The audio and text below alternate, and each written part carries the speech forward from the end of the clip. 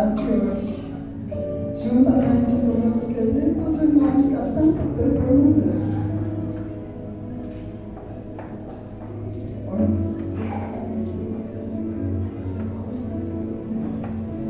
Mas Deus tem nos dado muita alegria, porque a gente fica muito alegre com todos os irmãos. É a experiência nossa. É tão bom conviver com os irmãos. É tão bom compartilhar a presença do nosso Deus com os irmãos. Senhor, que neste momento nós vamos dar atenção e passar a nossa atenção total na pessoa do nosso Deus querido, em oração. Senhor, nosso Deus, só Tu conheces o coração de cada um de nós aqui esta noite. E Tu sabes, Papai querido, o quanto nós estamos felizes e alegres, porque temos a certeza absoluta, foi Tu que nos trouxeste até aqui. E também, Senhor, Tu irás dirigir esse culto, Pai, pela presença do Teu Santo e Glorioso Espírito. Senhor, nosso Deus, neste momento eu coloco diante de Ti o Natan que vai nos trazer a mensagem que sabemos, Parceiro, que Tu estás abençoando, Tu nos tem abençoado, e que neste momento ele seja totalmente usado pelo Teu Santo Espírito, e que nós possamos compartilhar esta mesma comunhão, sem mesmo estarmos conversando, mas ouvindo. Pai, muito obrigado, Senhor, pelo amor que Tu nos colocas nos nossos corações de um para com os outros. Eu Te agradeço, meu Deus, pelos irmãos que já os conheço, porque nesse momento estamos nos encontrando. Neste momento nós entregamos este culto a Ti, com o nosso louvor e com a nossa gratidão, para a honra e glória do Teu santo e glorioso nome. É o nosso agradecimento no nome santo e glorioso do Teu Filho, Jesus, o nosso querido Salvador. Glória a Deus. Dá uma salva de palmas ao Senhor nessa hora.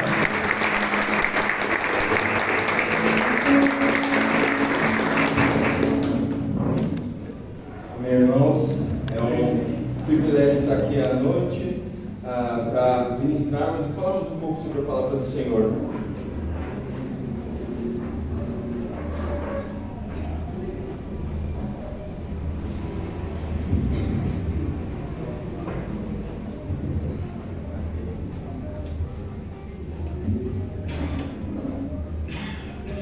Gostaria que você abrisse sua Bíblia em Romanos 6, versículo 19. Hoje temos que fazer a leitura do versículo 19 até o versículo 23. Tá?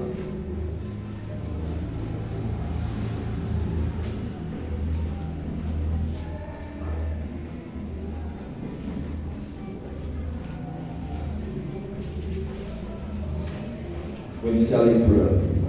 Fala em termos humanos por causa das limitações de vocês.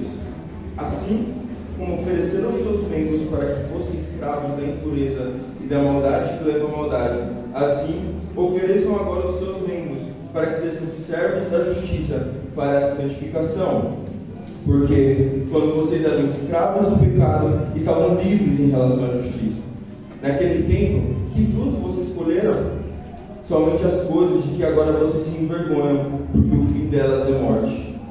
Agora, porém, libertados do pecado, transformados em servos de Deus, o fruto que vocês escolhem é para a santificação, e o fim, neste caso, é a vida eterna. Porque o salário do pecado é a morte, mas o dom gratuito de Deus é a vida eterna, em Cristo Jesus, nosso Senhor. fazer aqui a leitura da palavra do Senhor. Gostaria de orar mais uma vez, rapidamente, para que Deus ilumine o nosso coração e abra os nossos olhos. Senhor Deus, muito obrigado por o Senhor nos dar a palavra, Pai. Muito obrigado porque através dela nós podemos conhecer a sua vontade para nós e conhecer o suficiente para que nós nos arrependamos e conhecemos quem nós somos e quem nós fomos e para que a gente seja nova criatura em Cristo Jesus, nosso Senhor. Ilumine nosso coração, nossos olhos, para que a gente venha viver em novidade de vida. Em nome do Senhor Jesus. Amém. Nós aqui estamos no capítulo 6. Eu gostaria de dar uma pequena introdução para que não jogue o texto à deriva e a gente não consiga entender onde estamos localizados. Tá? Paulo, ele escreve a carta aos Romanos sem conhecer os romanos. Isso é muito interessante. Ele não teve contato com os romanos. Alguns acham que foi Paulo que fundou a igreja em Roma. Só que não foi ele. Na verdade, alguns teólogos vão dizer, alguns estudiosos vão dizer que foi o apóstolo Pedro que fundou a igreja em Roma. Mas não tem material suficiente para que a gente siga nessa tese. Mas outros vão dizer que muito provavelmente foram aqueles, lembra do dia de Pentecostes, quando o Espírito Santo desceu e depois da pregação célebre de Pedro, 3.000 se convertem? Parece que um grupo seleto desses 3.000, um grupo ali era de romanos. E aí quando eles regressam para a cidade deles, eles fundam a igreja de Roma. E aí Paulo está na intenção de atingir o evangelho na Espanha, no coração da Espanha, porque ele já julga que ali a região já está evangelizada. Então ele quer atingir o evangelho no ocidente agora.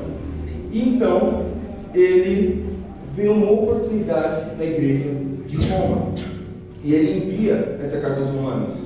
Você pode verificar isso no capítulo 15, do versículo 22 ao 25, porque lá ele vai dizer sobre o desejo dele de ir à igreja de Roma, de passar lá, porque na verdade o alvo dele é a Espanha, e lá ele quer fazer uma base de operações, uma base evangelística, para que ele consiga chegar a Roma. Só que antes ele diz: eu fui impedido de ir, porque na verdade ele tem uma oferta a levar a Jerusalém, que ele pegou lá da Macedônia e de Acaia, para levar a igreja de Jerusalém que estava necessitada. Então esse é o ambiente. Alguns vão dizer que quando Paulo envia a carta aos Romanos, ele já saiu rumo a Jerusalém, ele já saiu rumo a Jerusalém, e então ele envia essa carta aos Romanos falando do desejo. E qual é a intenção de Paulo ao escrever a carta aos Romanos? Ele escreve, eu acho que todos aqui já tiveram contato com o livro de Romanos. Eu não sei se todos já tiveram inteiro, mas já tiveram contato com o livro de Romanos. Ele é um livro muito altíssimo, teológico e evangelístico. Demais. Ele é muito alto. Às vezes a gente tem até dificuldade de compreender a linguagem que Paulo usa em Romanos. Mas Paulo, na verdade, essa não é a intenção de Paulo. Paulo ele quer resumir o evangelho de uma forma que os romanos o conheçam antecipadamente, porque ele está para ir lá. Então ele fala: antes de eu chegar, saibam o que eu estou pregando. Então na introdução a gente já vê o seguinte, no capítulo 1, a gente vê que ele defende a autoridade apostólica dele. Ele se dirige como apóstolo, né? Em algumas epístolas ele vai falar: eu, Paulo, escravo de Cristo. Nessa não, ele já está apelando para o apostolado dele. O cumprimento das escrituras do Antigo Testamento no Evangelho, que o Evangelho está centrado em Jesus Cristo, a obediência da fé e a missão aos gentios e a glória de Jesus Cristo e Deus o Pai. No capítulo 1, na introdução, a gente consegue dividir dessa forma, para ficar melhor para o entendimento.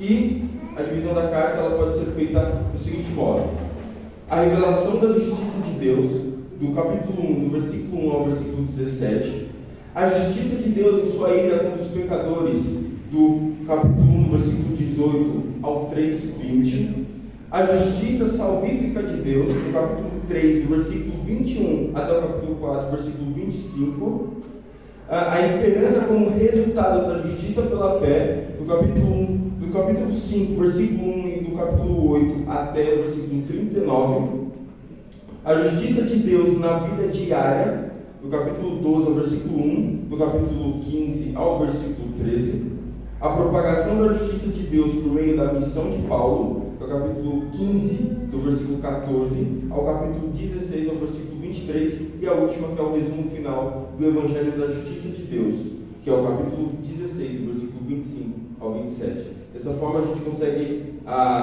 fazer uma separação da carta para que a gente consiga entendê-la de forma melhor. E o que a gente acabou de ler aqui hoje? O modelo da passagem, você vê que ele se utiliza do termo oferecer-se a Deus. E eu quero me alongar um pouco nesse oferecer-se. O que significa esse oferecer-se? E o termo, o significado do original, ele significa mais ou menos o seguinte: você se colocar a uma distância da pessoa o suficiente para ela colocar as duas mãos em você e fazer o que ela quer. É quase um marido, né? Sua esposa bota a mão em você e fala: vai lavar a louça, vai limpar a casa. É mais ou menos assim que funciona. É você estar a uma distância suficiente de Deus, que Ele coloque a mão em você e faça o que Ele quer. Isso que é oferecer-se. Isso que Ele quer se utilizar dessa palavra.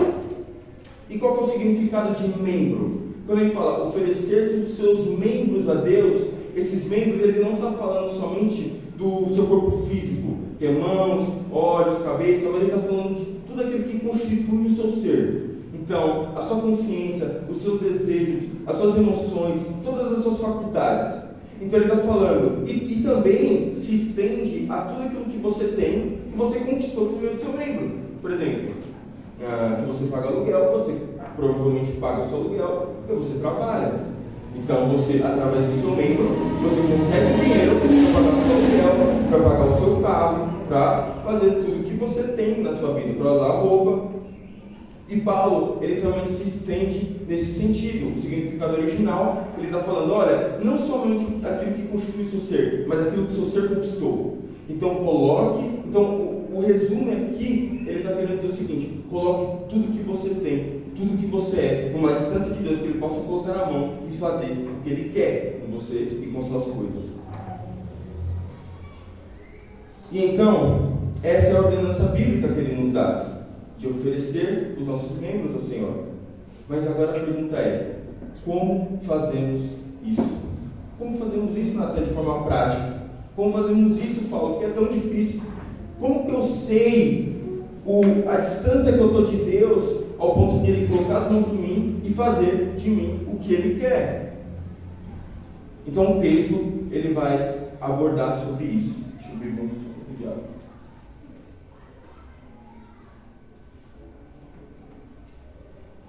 Então ele inicia no versículo 19. Fala em termos humanos por causa das limitações de vocês.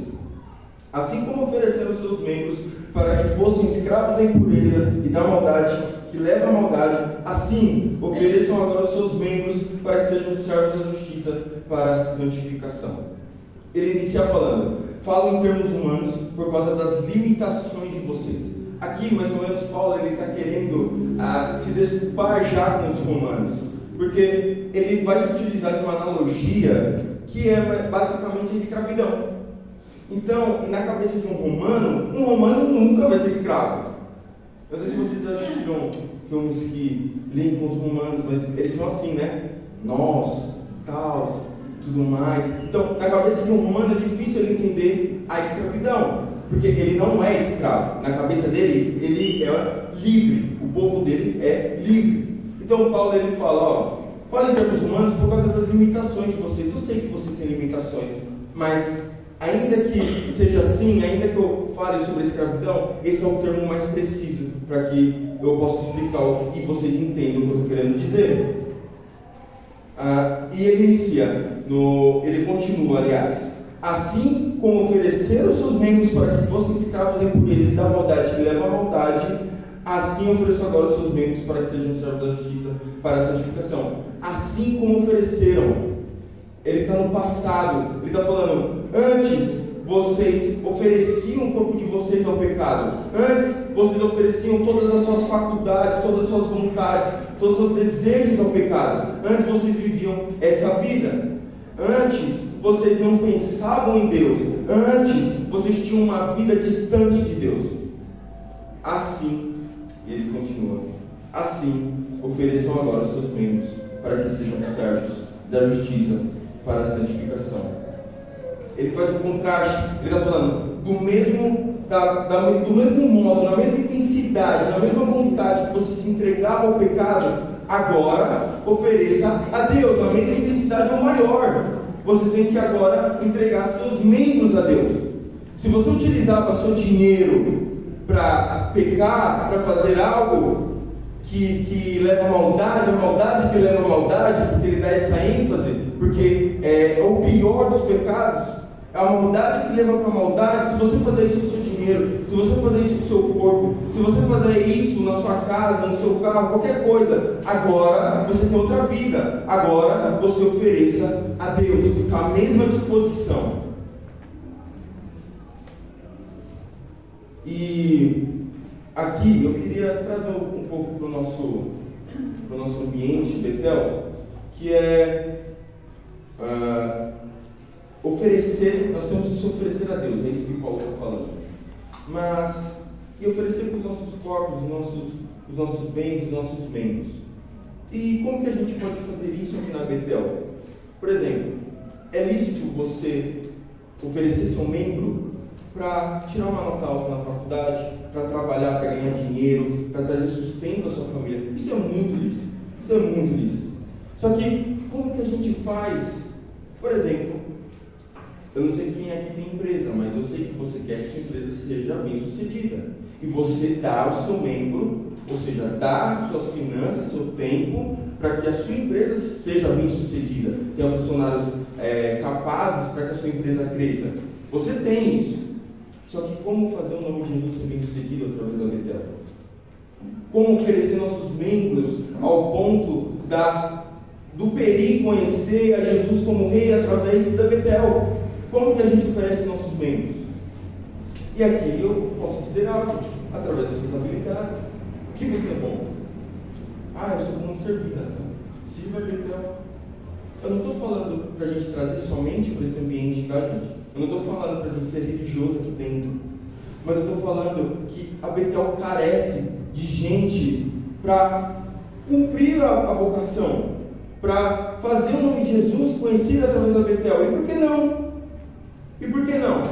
Por que nós queremos fazer Jesus conhecido somente em nossa casa, somente eu com a minha família? E por que não na Betel? E por que não no Peri? Vamos oferecer nossos membros a Deus, nosso tempo, nossos recursos. Eu não estou falando para você largar a sua empresa, não estou falando para você largar seu trabalho e ficar aqui tempo integral. Talvez sua vocação não seja essa. Talvez você fale, Natan, não, eu sirvo para marketing, quero fazer marketing do Corinthians, tudo mais. Faça, é lícito. Mas por que não fazer um marketing para Betel? Um marketing que glorifica a Deus, um marketing que, sei lá, lance devocionais pela manhã e as pessoas vejam e conheçam a Betel e falam, eu quero ir para essa igreja, eu preciso, eu estou com o coração quebrado, eu tenho que conhecer essa igreja. O Júnior, ele está fazendo reuniões com alguns meninos sobre o estatuto da igreja, finanças e tudo mais. Se você é bom em finanças, participe, porque a igreja Betel carece de gente assim. Se você é bom em falar em público, expor as coisas, vem expor a palavra. A igreja carece de gente assim. E ele continua no versículo 20, porque quando vocês eram escravos do pecado, estavam livres em relação à justiça. O nosso sistema é um pouco complicado da gente entender isso, porque o nosso sistema de trabalho não é o mesmo deles. Por exemplo, eu não sei quantos aqui sabem, mas quando a Pamela estava grávida, eu tinha 2 empregos, né? Eu trabalhava na Santinho de manhã, né? Que fazia entrega de material e tudo mais. E à noite eu trabalhava no Lava Rápido, até que meu irmão que está aqui, a gente trabalhava de madrugada. Então, tipo, minha mãe ficava louca comigo, porque eu nem ficava em casa, né? Eu dormia, tomava banho no trabalho e tudo mais, era uma loucura. Só que naquele tempo não existia isso. Por isso que a gente fala sobre 2 senhores na Bíblia, por isso que a Bíblia lida com 2 senhores. Porque lá no tempo da escravidão você só podia servir um senhor. Não tinha essa de manhã eu sirvo um, à noite eu sirvo outro. Não existe isso. Lá não existia isso. Hoje você pode ter 3 empregos se você quiser. Mas lá era um Senhor e você servia em tempo integral. É por isso que Paulo fala, porque quando vocês eram escravos do pecado, estavam livres em relação à justiça. Porque nós estávamos gastando tempo servindo ao pecado, então nós não tínhamos vínculo nenhum com a justiça. E então, essa relação, estavam livres em relação à justiça, ela quer dizer isentos em relação a Deus. Ela quer dizer mais ou menos, não tendo nenhuma obrigação com Deus, você sentia que não tinha obrigação para com Deus, ou você não queria nada com Deus. É por isso que nós éramos isentos da justiça, porque nós servíamos totalmente e integralmente ao pecado. É por isso que ele fala, vocês estavam livres da justiça. Então, ele apresenta só duas opções. Ou você vive uma vida dedicada ao pecado, como escravo do pecado, ou você vive uma vida de dedicação a Deus. Os dois não dá. Não dá para você viver uma vida dedicada ao pecado e outra vida dedicada a Deus. Não dá para... Uma vez eu conversei com o Eric e nós tínhamos uma conversa sobre secular e sagrado. E eu sei que o pastor já falou sobre isso aqui também, porque na minha cabeça não existe secular. Não existe vida secular. Tudo é sagrado. Tudo que você faz é sagrado. Você trabalhar é sagrado. Você trabalha como se fosse para Deus. Jogar no futebol, os amigos, tem que ser sagrado. Por que no futebol você vai fazer coisas que você não faria dentro da igreja? Por que jogando sinuca você vai fazer coisas, vai falar coisas que você não falaria dentro de uma igreja? Porque aqui é mais santo do que o ambiente da sinuca? Ou o santo que eu sei que a Bíblia fala é você, porque nós fomos santificados, ou foi a igreja Betel, como instituição? Foram pessoas que foram santificadas. Então essas pessoas que são santificadas, elas agem de forma diferente, e agora não existe mais secular e sagrado, tudo é sagrado. A relação com a sua esposa é sagrada, a relação que você tem com o seu filho é sagrada, o seu trabalho é sagrado, a relação que você tem no trânsito é sagrada, e revela muito do que nós somos. No pensamento bíblico não há essa liberdade como alguns dizem, ou você é escravo do pecado, ou você é escravo de Deus. Não existe. Algumas pessoas, e eu já conversei com esse tipo de pessoa, que ela fala, não, religião para quê? Eu cristianismo, o quê? Eu quero fazer o que eu quero cantar e tudo mais. Eu às vezes nem cantar, eu só quero ficar na minha. Oxe, não posso não? Pode. Mas a pessoa lida como se ela fosse livre. Você não é livre. Você não é livre. Ou você é escravo de Deus, ou você é escravo do pecado. Hoje nós não vamos falar sobre isso, mas no capítulo 7, Paulo faz uma analogia entre o casamento e para explicar a lei. Ele fala assim, para dar uma resumida, ele fala, tem uma mulher que ela é casada com um homem que ele é muito rigoroso de verdade, ele é sistemático, o chinelo de manhã tem que estar do jeito que ele quer, a comida tem que ser temperada no modo que ele quer, a temperatura e tudo mais. Então, e a mulher é desengonçada, a mulher esquece que o marido gosta, a mulher faz tudo errado, a mulher queima comida, a mulher, nossa, meu Deus. E o cara vai lá e julga, bota o dedo na cara dela e fala, você está errada, você não sei o que, você é toda desengonçada, não sei o que, e acusa, é pesada com ela. Só que ela é casada com a pessoa. E tem outro. O outro é mais exigente do que esse primeiro. Só que o outro, ele faz o seguinte, quando a mulher erra, ele fala, vem, eu vou te ajudar. Vem, eu já fiz. Só viva no que eu fiz. Viva na obra que eu fiz. Viva na obra que eu já completei. Eu vou andar junto e quando você não aguentar mais, eu vou te carregar. E o problema é, nós somos as mulheres, essa mulher. E nós estamos casados com esse homem rigoroso que bota o dedo na nossa cara, que é a lei. E aí, o que Paulo vai dizer? Ele fala assim, como novela mexicana, né, gente? Normalmente a gente mataria o homem, né? E fala, não, mata o homem, e aí a mulher fica com esse, né? Que é mais gentil e tudo mais, ajuda. Mas sabe o que Deus faz? Ele faz o contrário. O que Paulo faz, ele mata a mulher.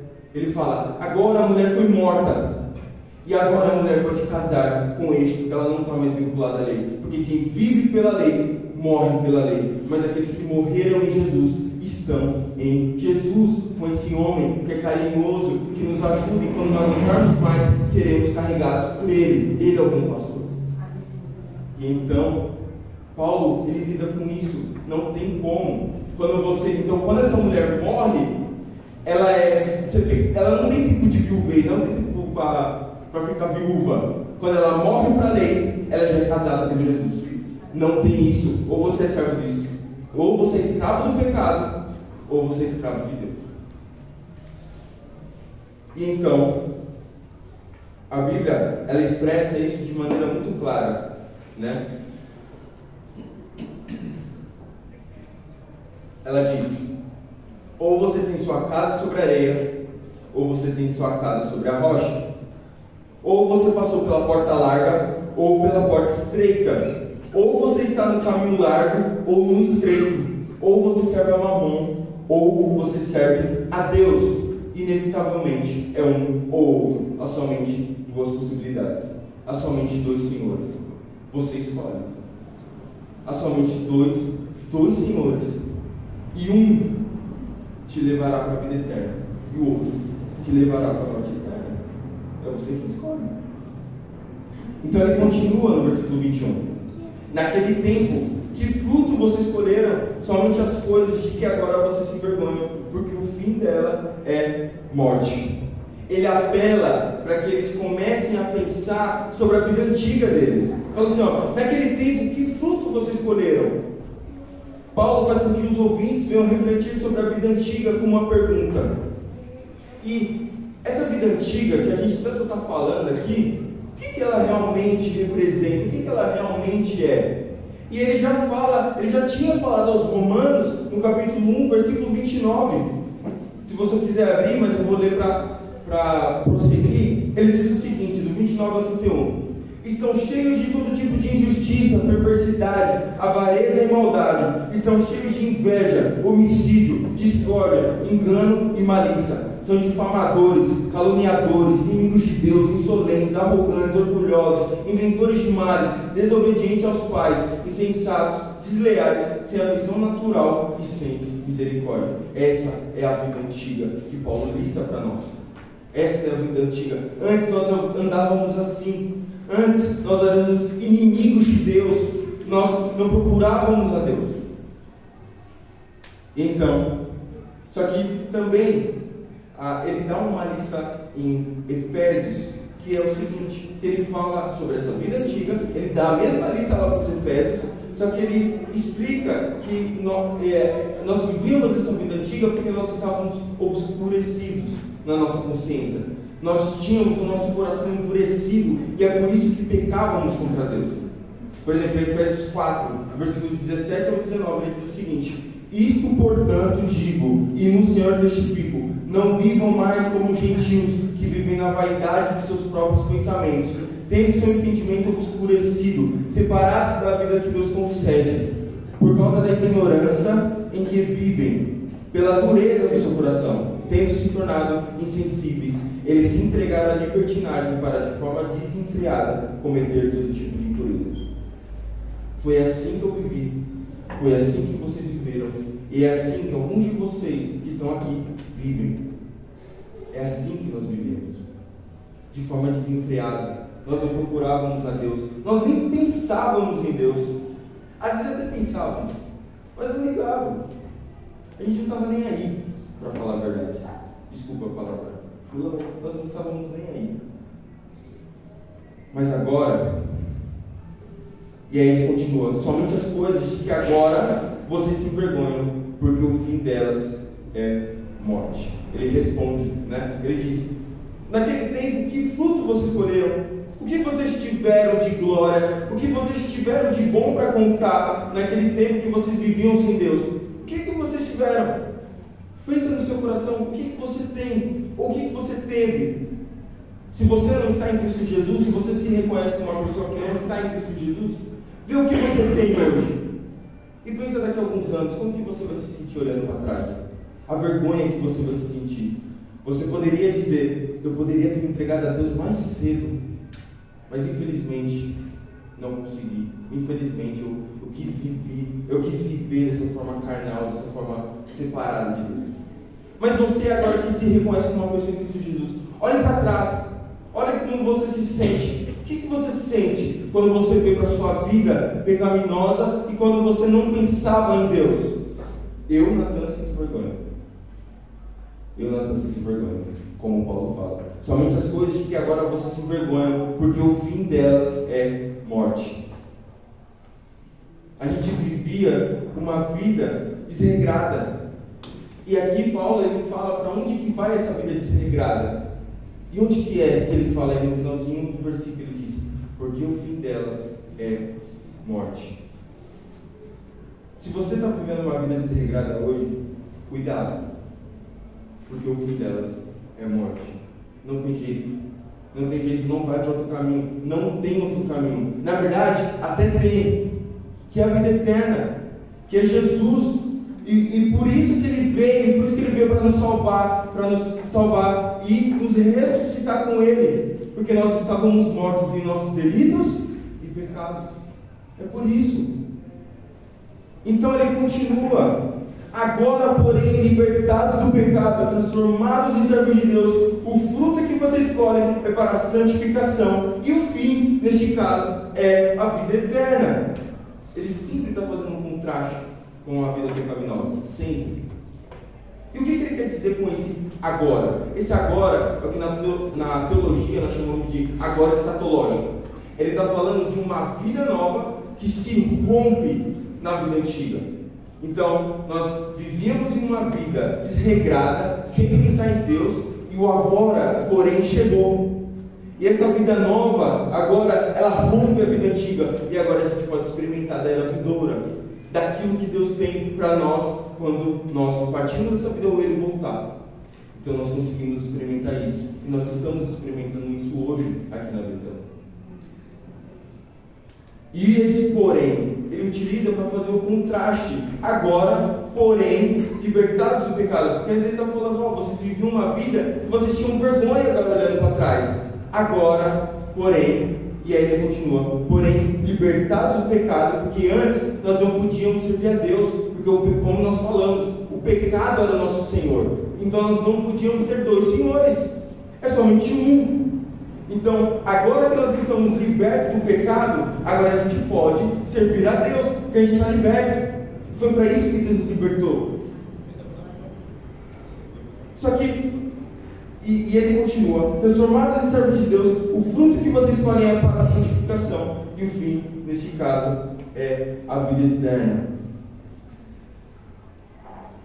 Agora, libertos do pecado através de Jesus, transformados em servos de Deus e andando em novidade de vida, temos vida eterna. Com isso, devemos nos oferecer totalmente ao Senhor. Agora você consegue. Agora, antes você oferecia seus membros ao pecado, agora você consegue oferecer todo o seu membro ao Senhor, porque você está livre. Assim como os romanos, que eles pensavam que eles eram um povo livre, e na verdade não são, porque são escravos do pecado, nós podemos dizer, verdadeiramente, estou livre, porque foi para a liberdade que Cristo nos libertou. Então, é nessa liberdade que hoje nós vivemos, e é através dessa liberdade que nós podemos dizer, eu sou servo da justiça. Não preciso mais oferecer meus membros ao pecado. Não preciso. Sabe aquele pecado que você acha que você não está liberto ainda? Sabe aquele pecado que você luta e às vezes cai e você fala, caraca, eu não estou liberto disso. Você está. E você pode oferecer seus membros totalmente ao Senhor. Você pode se consagrar totalmente ao Senhor. E como isso é feito? Como que a gente deve pensar?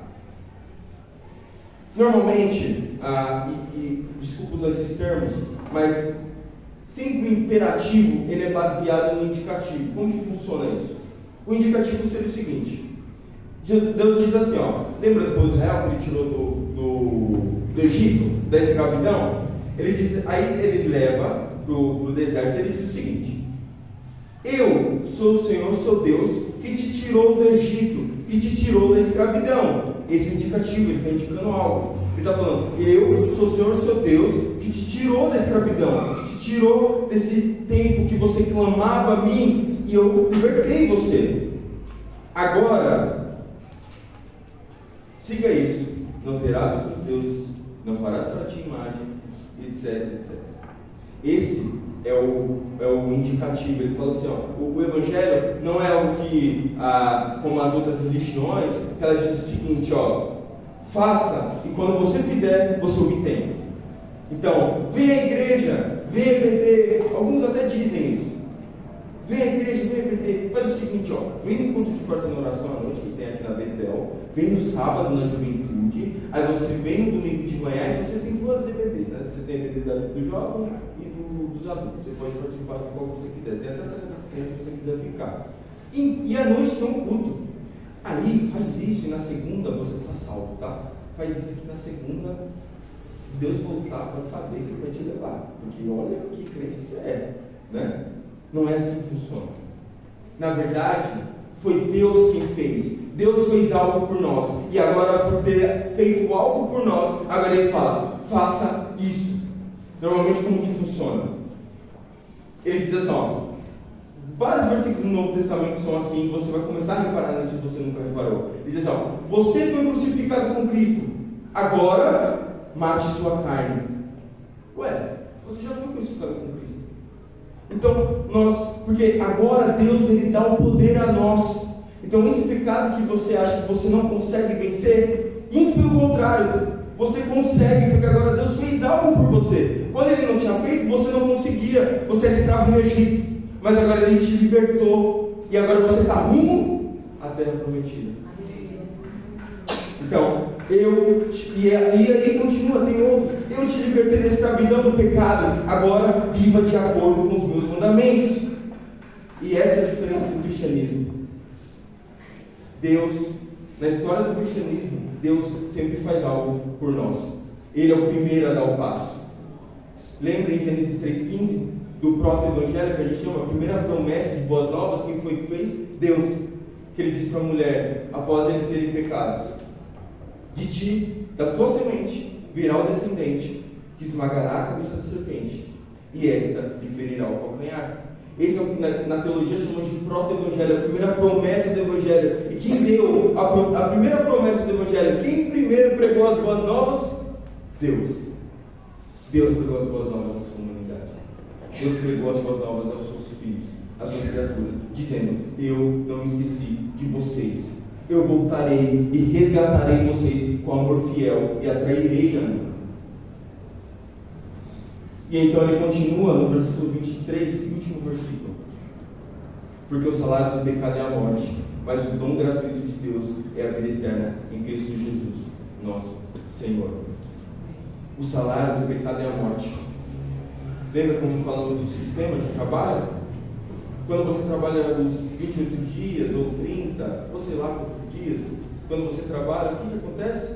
Você recebe. Porque você merece, né? Você trabalhou por aquilo.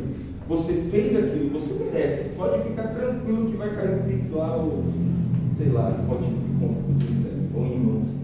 Mas você vai receber o seu pagamento, porque você fez por merecer. A mesma coisa que o patrão chamado pecado. Ele paga aqueles que o servem. Ele paga aqueles que fazem com que merecem. Você viveu para o pecado, você fez coisas para o pecado, você nutriu o pecado. Sabe o que Ele vai fazer? Ele vai te dar recompensa. E pode deixar que Ele não esquece, Ele não tem Alzheimer, Ele não tem amnésia. Ele não vai esquecer de você. Ele vai lembrar quando chegar um dia, e vai chegar o dia, que Ele vai te pagar. Ele vai pagar seu salário. Ele vai pagar, sabe com o quê? Morte. E vai chegar. E vai chegar esse momento. Porque você está servindo esse patrão. E ele é um bom pagador. Com isso, não tem o que dizer. Com esse patrão aí, ele te paga direitinho. Né? Não te dá o calote. Ele vai te pagar. Porque o salário do pecado é a morte, como ele diz aqui. E a morte aqui, ela pode ser entendida de algumas maneiras. Essa mesma morte é quando Deus fala para Adão e Eva: não coma do fruto do conhecimento do mal, porque quando comeres, certamente morrerás. A mesma morte, a mesma coisa, a mesma etimologia da palavra que ele está utilizando quando Deus fala para Adão e Eva. É uma morte espiritual, não é uma morte física necessariamente. Porque é uma morte que te separa de Deus. Você vive separado de Deus. E também ele está falando da segunda morte, que é o inferno. Então não somente você vai viver uma vida separada de Deus, mas você vai viver uma vida separada de Deus eternamente, que é o inferno. E é isso que ele fala sobre isso. E aí ele continua dizendo: mas o dom gratuito de Deus é a vida eterna em Cristo Jesus. Ele faz um contraste. Ele fala: enquanto o pecado você trabalhou para merecer aquilo, no Evangelho não funciona assim. No Evangelho você não faz coisas e merece. Na verdade foi Deus quem fez e te deu com gratuidade. Você recebeu de graça. Você não fez algo para merecer isso. Enquanto no pecado, o salário do pecado é a morte, mas o dom gratuito de Deus é a vida eterna em Cristo Jesus, nosso Senhor. Você não fez nada para merecer isso. Jesus fez tudo. Essa é a vida, gente. Essa é a vida. E você tem duas vidas perante você aqui. E eu peguei outro versículo de Romanos também, que é uns capítulos antes, que diz assim: o dom gratuito não é como ofensa. Porque se muitos morreram pela ofensa de um só, muito mais a graça de Deus e dom pela graça de um só homem, Jesus Cristo, foram abundantemente sobre muitos. Enquanto a ofensa de um, que foi Adão, recaiu sobre todos nós. E essa ofensa, ela na verdade partiu de um. Ela partiu de Adão. E muitos morreram pela ofensa de um só. E agora ele continua, Paulo, em Romanos, em outro capítulo, ele diz: muito mais a graça de Deus e dom pela graça de um só homem, Jesus Cristo, foram abundantes sobre muitos. Então, se o pecado pegou em todos nós que estávamos aqui, também a graça, muito mais a graça de Jesus, por um só que fez. Não pense que foi você que fez algo para Deus. Não pense que eu fiz algo para Deus para merecer isso. Não foi algo que, nossa, Natan é bonzinho, né? Vamos dar salvação aqui para ele, vai. Nossa, como o pessoal da Betel é estiloso, vamos dar, né? Um dom aí gratuito para ele, né? Tal, tudo mais. Eles merecem, né? Eles fizeram algo, eles obedeceram os pais, eles trabalham bem, nossa, eles falam bem, né? Eles são melhores, mais bonitos que os outros. Não funciona assim. Não funciona assim. Na verdade, Deus fez porque Ele quis. Deus fez porque Ele quis, meramente por conta disso. Por que você foi salvo? Porque Deus quis. E muito pelo contrário do que o mundo pensa, os cristãos não são aqueles que se acham mais bonitos, mais santos. Mas na verdade nós somos os únicos que assumem, falando: eu sou tão ruim que eu preciso de alguém para me salvar. Enquanto os outros vão dizer: eu não preciso de salvador. No tribunal de Deus, eu sou o meu advogado. Enquanto nós falamos: eu não sei direito, eu não sei sobre lei igual o Calegari, eu não sei disso. Então eu preciso de Jesus como meu advogado. E aqui eu quero partir para as aplicações finais para a gente encerrar. Então, o primeiro, eu quero dar 4 pontos, tá, para a gente encerrar. O primeiro: reflitamos como era a nossa vida antes de conhecer o Evangelho. Reflita como era a sua vida antes de conhecer a Deus. Como que era? Era degradante? Ou talvez você nasceu no berço evangélico e você não sabe quando foi o momento que você se converteu. Não tem problema. Talvez tenha sido melhor assim. Talvez você não tenha arrependimento de olhar para trás, assim como eu, ainda que eu tivesse nascido em berço evangélico. Só que teve um momento da minha vida, que eu lembro até hoje, que eu cheguei na minha avó e na minha mãe, que eu falei para elas: eu não quero mais saber de Deus, cara. Deus está atrapalhando meus planos.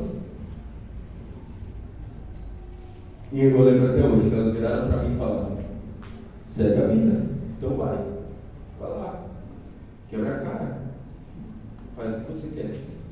E eu quebrei a cara. E o que eu sinto hoje, olhar para trás, é primeiramente vergonha. Não é aquele testemunho, né, que quando a pessoa vem falar, ela fala: nossa, eu vivi no crime, e não sei o que, vai contar com orgulho, né, com a boca cheia, fala: nossa, que legal, eu fiz isso, eu fiz aquilo, mas não é assim que funciona.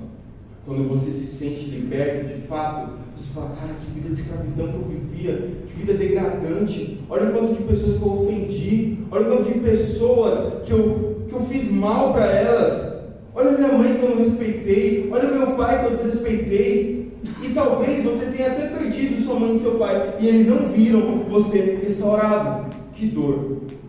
Eu imagino que dor que é. Graças a Deus, minha mãe, minha avó conseguiram ver restaurado. Eu dou glória a Deus por conta disso. E eu, pegando esse gancho, eu lembro de uma frase do filme Apóstolo Paulo, se você não assistiu, assista.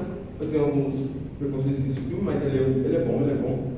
E aí ele diz assim uma frase que ficou gravada em mim, que é: nunca podemos nos esquecer como é estar perdido e ser achado. Nunca podemos tirar esse sentimento do nosso coração. Sabe por quê? Porque um dia você vai pensar que você é bom demais. Porque você vai começar a pensar, quando algum irmão da igreja, a gente tem que tomar cuidado com isso. Quando algum irmão da igreja vem confessar um pecado a nós, você no seu coração, tem dois problemas aí. Tem dois problemas. O irmão que conta a você, e talvez, ele está confessando o pecado, ele está sendo vulnerável a você. E também tem o seu pecado do orgulho. Às vezes você olha para o pecado do seu irmão e fala, que eu não tenho que fazer não. Esse daí eu não faço não. Caraca, ele tem fraqueza com isso. Sempre achei que ele era bastante que eu. Estou bom, hein? Estou bem demais. Não. Você nunca pode esquecer como é estar perdido e ser achado pela graça de Deus. Eu fazendo na terça-feira, estudando para hoje, eu me peguei chorando muito quando eu lembro, não me converti na Betel, me converti na Dínamo, né, que era outra igreja, o Eric que estava lá comigo, e eu lembro que eu fiquei uma hora chorando, chorando de manhã, assim, tal. Eu estava louco para ir embora no encontro lá e tal. Teve um encontro com Deus naqueles sítios lá que vão e fica 3 dias. Eu fiquei, e aí na primeira pregação eu já fiquei de joelho já. Eu fiquei uma hora chorando. Todo mundo foi tomar café da manhã e eu fiquei lá uma hora chorando ainda. E aí até acabou o café da manhã eu fiquei nervoso, falei, caraca, ninguém me convida. Mas eu fiquei lá uma hora. E quando eu caí de joelhos, eu fiquei chorando, e quando eu levantei, eu não sei o que aconteceu. Eu já não era mais uma pessoa. Não sei, mudou minhas crenças, minhas convicções, parece que deu um chute na minha cabeça, lavagem cerebral total. Eu levantei e já não era mais o mesmo. Tanto que, na época, eu lembro que eu me relacionava com uma menina. Não era com ela. Desculpa. E aí, eu lembro que eu levantei, eu peguei o celular, liguei para ela e falei, tá acabado. Eu não quero viver essa vida. Ou você vem comigo para a igreja, ou a gente serve a Jesus juntos, ou eu não quero mais. E aí ela foi até 2 semanas para a igreja, depois não foi mais. Eu só quero lembrar lá em paz. Mas mudou. Antes eu me sentia completamente apaixonado por ela. Mas depois, quando fui lavado por Jesus, e eu senti que fui lavado, minhas convicções mudaram. Jesus me confrontou de uma forma que ninguém faria isso por mim. E então eu levantei e falei, essa vida já não me cabe mais. Essa vida já não faz mais sentido a mim. Então mudou. Então a gente nunca pode se esquecer como que é estar perdido e ser achado. Segundo, agradeça a Deus por ter te libertado do pecado e ter te transformado em um servo de Deus. Se você agora, você se pegou pensando que você viu a sua vida antiga e você agora lembra de onde você saiu, agora agradeça, porque Deus te encontrou. Agradeça porque Deus quis se utilizar da sua misericórdia e da sua graça para com você. Porque quem somos nós, gente? Olha para nós. O que nós podemos fazer? Cadê os reinos que tanto falavam? Cadê o Xerxes, Nabucodonosor? Cadê esses reis? Cadê Faraó? Não existe mais. Caíram. Mas hoje estamos falando do Deus vivo, o Rei dos Reis, que reina e sempre reinará. E quem somos nós? Fúteis. Passará, assim, rápido, como aqueles artes falam. Rápido, vaidade. Nunca podemos esquecer disso e agradeça a Deus agora por isso. Terceiro, não ande mais nos caminhos antigos, vive em novidade de vida. vida, tire tempo para estudar a sua palavra, ore, participe das reuniões da igreja, use os meios que Deus deixou para servir a Deus. Agora que você agradeceu a Deus por ter nova vida, agora se utilize dos meios de graça que Ele te deu, a comunhão com os santos, os sacramentos, a ceia, o batismo. Se você não é batizado, se batize, é importante. Creia realmente em Jesus, viva em novidade de vida, ame seus irmãos. E gente, ame seus irmãos, mesmo sabendo que eles têm falhas, porque nós temos. Nós temos. Se você fala lá que a Betânia é uma igreja perfeita, você não está enxergando direito, porque não é uma igreja perfeita. Só que a gente tem que se amar. Amar mesmo com as imperfeições. Nos guiar e nos discipular aos pés de Jesus. Não fazer discípulos para nós, mas para Jesus. Levar pessoas aos pés de Jesus. Porque só Ele tem o poder de transformar as pessoas. E quarto, aqui, gente, Paulo coloca, e eu também coloco no meio para vocês, para nós. Nós colocamos a morte e a vida perante vocês. Qual vocês decidem seguir a partir de hoje? Vamos seguir a morte e tudo bem, você pode escolher a morte, não tem problema com isso. Mas se você escolher uma vida pecaminosa, saiba onde ela vai te guiar. E é isso que Paulo está falando. A morte, o pecado vai te guiar para uma vida que vai ser a morte eterna, o inferno. E uma vida separada totalmente de Jesus Cristo. Se você quer decidir seguir essa vida, siga. Mas siga sabendo para onde você vai. E você vai seguir para a morte. Agora, se você quiser ter vida e vida em abundância, se você agora quiser ter uma vida eterna, se você quiser viver com Deus e para sempre com Ele, e se você quiser viver para sempre com o seu povo e com Deus no meio do seu povo, porque essa é a intenção de Deus em todas as Escrituras, viver no meio do seu povo, então escolha o caminho gratuito, escolha o caminho que gera vida. Mas, gente, muitas vezes esse caminho não é fácil. E se você está aqui, você sabe que não é fácil. Não foi fácil nem para chegar na igreja. Imagina para chegar no céu. Imagina para seguir a Jesus com fidelidade nesse mundo caótico, caído, que muito profana o nome de Jesus. Se você cita o nome de Jesus aí, se você fala que é um servo dele e tudo mais, ainda não há perseguição declarada. Mas existe perseguição. Isso se você não segue ainda uma perseguição. Então, se você não crê em Jesus, mas você quer seguir uma vida nova, em novidade de vida, creia hoje.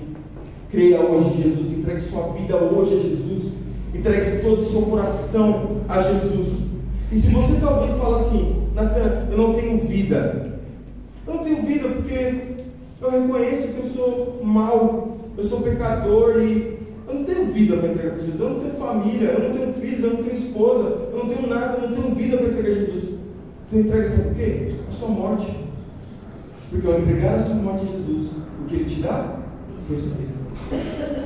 Então, entregue o que você tem hoje a Jesus. Esteja uma distância tão próxima de Jesus que Ele possa colocar as mãos em você e fazer o que Ele quer com a sua vida e com seus bens. Mas será que a gente está preparado?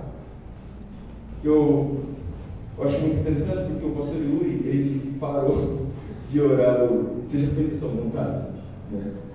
E eu sei que é muito difícil da gente ouvir isso, porque a gente fala, caraca, o pastor parou de ouvir, seja feita a sua vontade, parou de orar, seja feita a sua vontade, eu sei que é difícil. Mas ele realmente entendeu o que muitos de nós não entendemos, o que significa seja feita a sua vontade.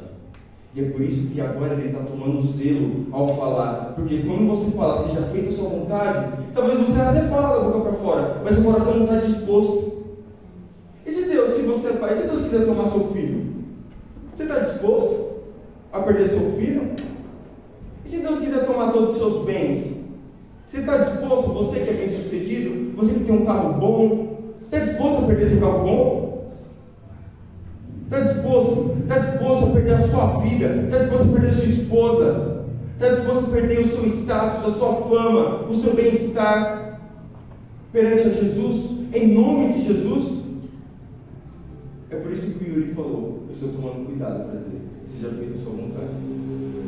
Quando lembra Jesus no Getsemane, que o pastor pregou aqui em Marcos: Senhor, se for possível, afaste de mim esse cálice. Se for possível, se tiver outro jeito de salvar seus eleitos, se tiver outra forma de trazê-los à redenção, seria bom. Mas que não seja feita a minha vontade, mas a tua vontade. E sabe o que, no silêncio de Deus, porque Ele não responde audivelmente, né?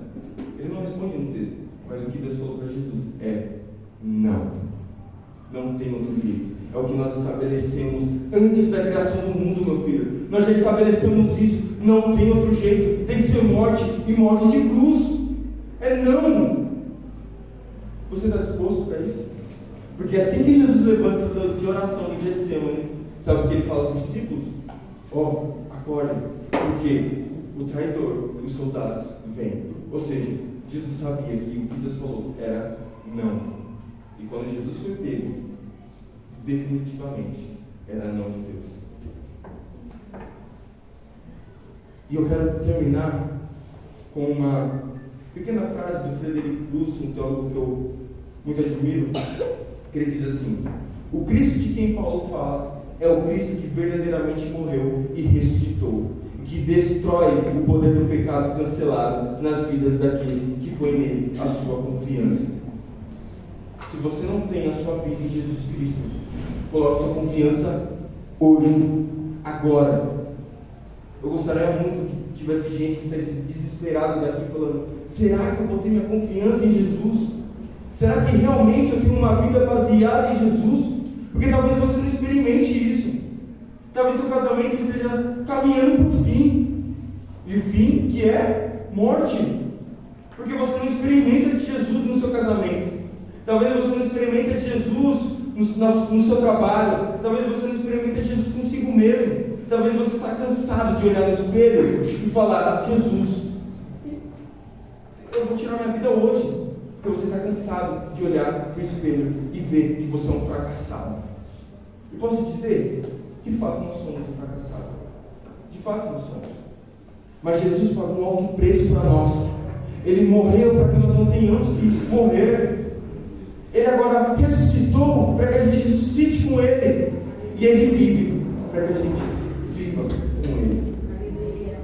Então não entregue seu corpo, seus membros, não ofereça seus membros para nada.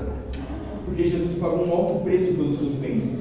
Utilize para a glória dEle. Utilize para a vontade dEle. E procure todos os dias de manhã saber qual é a vontade dEle para aquele dia. Porque isso muito importa. Gostaria de orar com você para encerrar?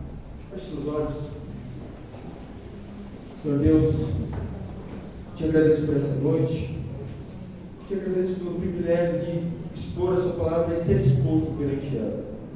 Porque quando nós lemos a sua palavra, nós somos expostos a ela e nós somos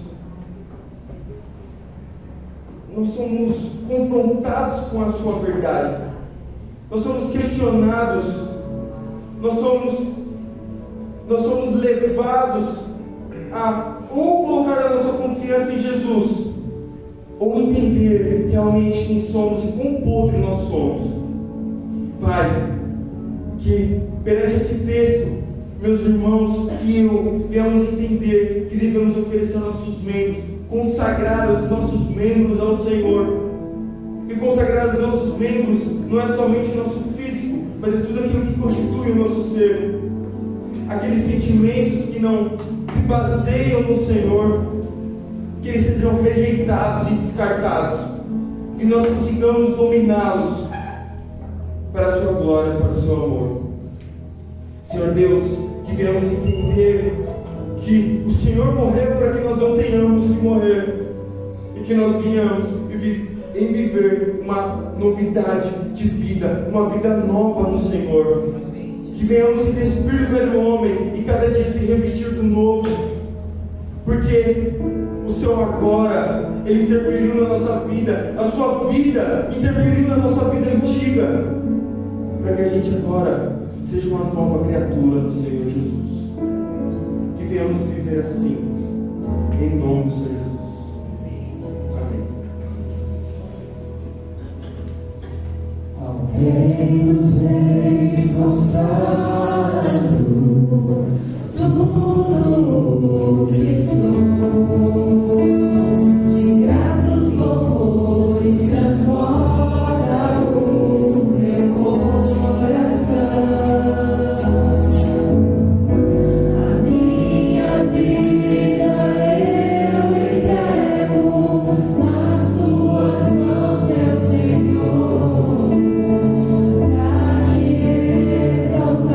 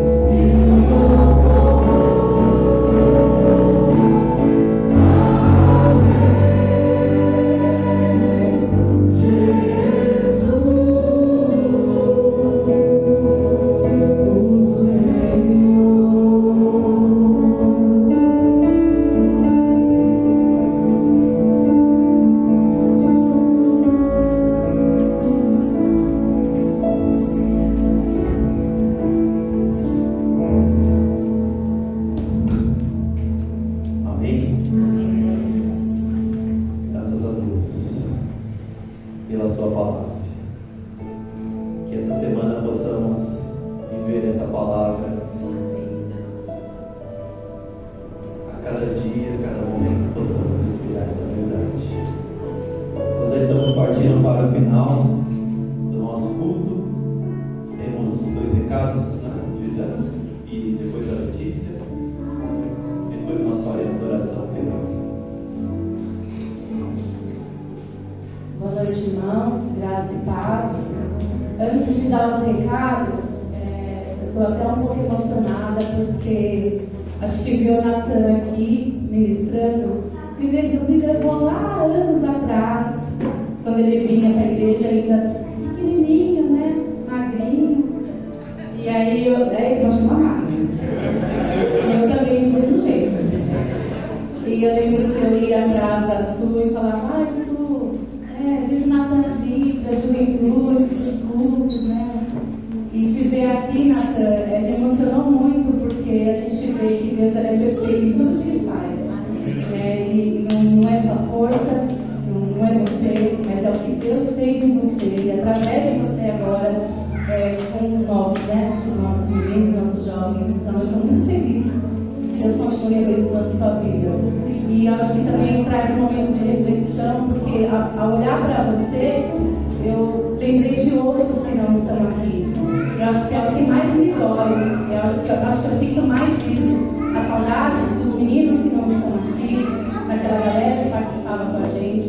Então acho que traz uma responsabilidade para que a gente continue em oração, lutando para que eles voltem também. Porque você não tinha expectativa nenhuma de estar aqui, você está. Então é esse Deus que a gente serve, né? É o Deus do impossível, Ele faz. Ana, para mim, por favor. Eu acho que todos viram, né? Quem não está no grupo da Betel, eu vou só fazer um resuminho. No domingo passado, o Everton, o Eric e o Vitinho falaram um pouco sobre o trabalho que está sendo feito com o Arnaldo e a família, né? E a gente pensou em algumas ações para poder contribuir com a Igreja Betel, para arrecadar, fundos ali para ajudar a associação e até mesmo a família.